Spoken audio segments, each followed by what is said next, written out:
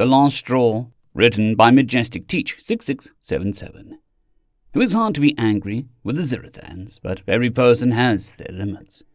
I was now beyond mine, to the point of breaking. As a race, the Zerathans are kind and helpful to a fault. They will give you the shirt off their back, and then offer you their pants and underwear to go along with it. They are truly kind and generous, and only want to do whatever they can to assist other sapient beings with having a happier life. Early in their days of spacefaring, the Zargon Empire discovered them and moved in with a fleet bent on conquering this budding race and stealing all of the resources from their system. They were met with Zerathan diplomatic delegation, which quickly negotiated work parties to not just strip the entire system for the Zargons, but to willingly go into unexplored and dangerous uninhabited systems to mine resources there as well.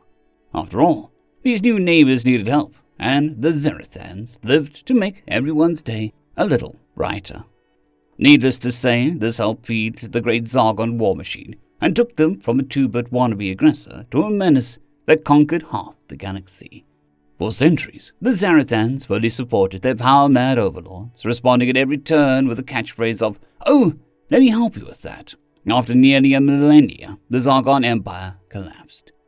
In a nutshell, they had forgotten how to do things themselves, as the kindly Zerathans stepped up to help the Zargons with anything and everything they desired.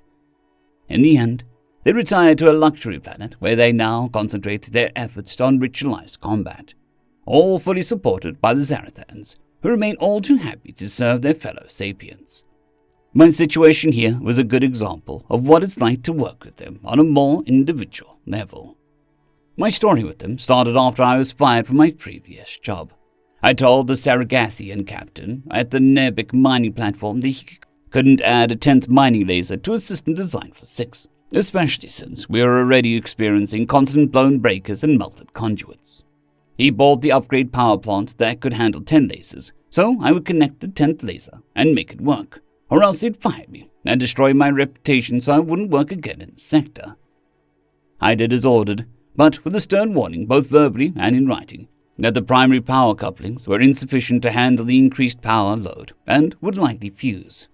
What I didn't expect is their power couplings not only fused, but then created an arc fault, which then blew out the captain's shiny new upgraded power plant.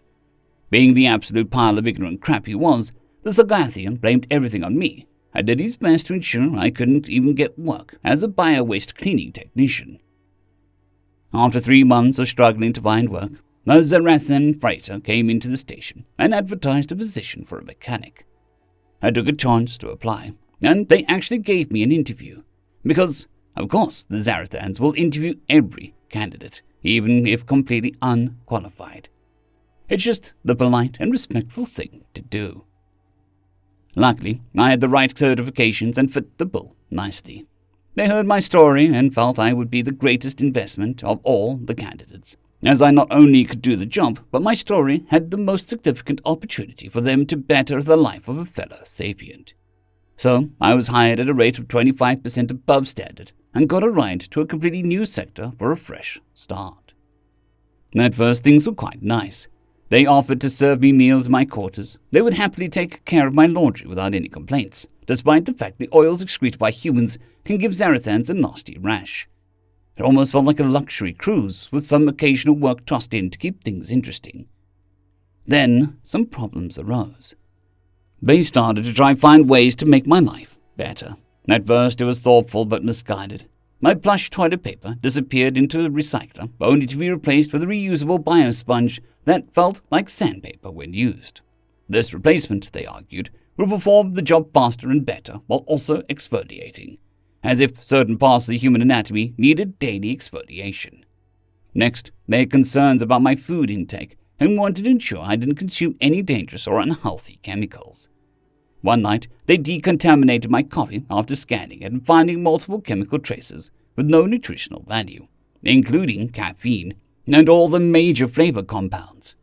I discovered this in the morning when I made a cup for myself. Well, I made the coffee after arguing with one of my Zerathan crew members for the 15 minutes that yes, I was happy to do it myself, and no, I wasn't angry with them, just tired and wanting to perform a pleasurable daily ritual. It was pleasurable, until I took the first sip and got nothing but dirt-flavored water. Now such things often happen when two species encounter one another for the first time. There will be cultural and biological misunderstandings, and humans and Zarathans had only been aware of each other for a few years and primarily lived in different sectors of the galaxy. We were only just starting to cross paths, though it was understandable mistakes would happen. But this was the last straw. I didn't care how nice the Zarathans were or how well they paid. I was done and getting off the ship immediately. There are just things that you should never do, especially to a mechanic if you valued them at all. We hadn't yet left the sector of space, so my former Saragan captain could still make my life a living hell. But dealing with that was preferable to this. In a near rage, I started gathering all my tools and shoved them into the nearest bags and cargo boxes. It didn't matter what went where, as long as it was packed. I then went to my quarters and packed up everything I owned. Again, it all went into the closest bag rather than being neatly packed. My packing complete, I stormed down the hallway towards the airlock to enter the station. On the way, Captain Rilia waved a friendly claw in my direction in her best attempt to copy the human gesture. "Greetings, human mechanic Bob. How do you fare on this time unit called a day?" "I quit!" I yelled out as I stormed out the airlock, dragging my bags behind me. Captain Rilia was stunned by Bob's actions and sought out Chief Engineer Spatish to discuss the sudden departure of their newly hired mechanic. Finding the older and wiser being resting in the gallery, she approached to inform him of events. "Chief Engineer, I have some quap-setting news," she said with both claws turned down in sadness. "Human mechanic Bob has quit and walked off the ship, and I fear they will not be returning. Have there been any incidents which might have caused his undue stress?" The chief engineer thought for a moment, then shook his claws up and down in a display of utter confusion. "Honored Captain, I cannot think of anything which would have disturbed human mechanic Bob. Last night I entered his workspace and observed it to be quite disorderly. I spent 2 squawks organizing his tools into the most efficient and logical arrangements possible. I estimate his repair efficiency would have increased measurably with the pleasing new organization, so it should have brought joy. I suspect he received unfortunate news from a family member, or something else outside of our control occurred." End of story. Story number 2, Fortifications, posted by Enthusiastic Sausage. If humans have brought one concept to the galaxy, it's one of fortification. This utterly ridiculous concept consists in stacking up defenses as much as you can to prevent your opponent to move through. Many sapient species so far embrace the fact that static defenses are useless in intersapient conflicts. It works fine for animals, where the predators are slow to adapt, but technological adaptation favor high-speed movement war, especially in space age, where alpha strike is key. Yet humans all but spit in the face of what we took for law. We may praise the construction abilities of the insectoidal hive sapiens, but their buildings are utilitarian, civil in nature. Humans are the only ones to build and maintain static installations specifically designed to see active combat in fucking space.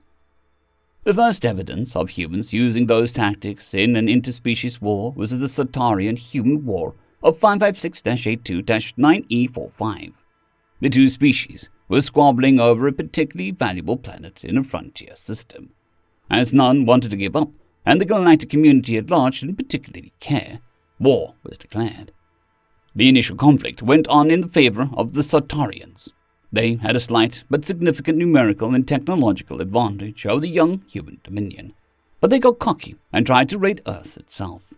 To end the war quickly, cut the head, and so on. Cue the battle for Warband Star. Warband Star was not, as many believe, a space station. A single space station would have been easily avoided, if not destroyed. No. Warband Star was a whole network of ground orbit defenses and over 100 military stations. As soon as their fleet got into orbit, the Sartarians took in intense crossfire. Automated laser satellites and ground-based batteries took out 23 Sartarian ships in the first minutes of the battle. Kinetic projectiles fired from 4 separate stations, devastating a further 97 ships, including several capital ships. The Sartarians were simply surprised. Nobody ever built that much orbital defense, and the human fleet was baited in another system. They didn't expect so much resistance. They still managed to deal some damage, but not enough. Their attack was only succeeded in enraging humanity. On the offense, humans were at stark disadvantage. Centaurian ships had better acceleration, better sensors, and better stealth. Human ships were systematically alpha-striked into oblivion before they could know what hit them. Sometimes their capital ships resisted long enough to riposte, but not win battles. Whenever Centaurians treaded human territory, however, absurd amounts of static defenses repelled them. Sure enough, they quickly used tactics supposed to counter them, notably long-range heavy kinetic bombardments. But the stations were too numerous and too heavily protected. Humans suffered tremendous losses, but so did the Centaurians. Humans just introduced the galaxy to the concept of attrition. Now, the Centaurians had a numerical advantage, as I said, but they weren't willing to lose the amount of troops and ships required to win the war. The humans did, because 1, that's how they fight, and 2, their homeworld was bombed. At one point, the humans managed to land on the object of the conflict, Ceramus 4, and in a matter of months, they covered it in fortifications. Efforts by the Centaurians to drive them off became more and more futile as the humans simply sat there and refused to move or die. After the Battle of Hammerstrike, when a renewed human fleet caught the Centaurian fleet above Ceramus 4 by surprise and pushed them against ground-to-space fire, to the point that several Centaurian ships outright crashed into the planet, the Centaurians finally said fuck that and capitulated, relinquishing the ownership of Ceramus' system to humanity. The lesson that the galaxy learned that day was, when humans say you shall not pass, you listen. End of story. I'd greatly like to thank our Tier 5 channel members, Caspar Arnholtz, John Creighton, Manatharia, 050, Dragzoon WRE, and Elijah Silvercross. Thank you very much.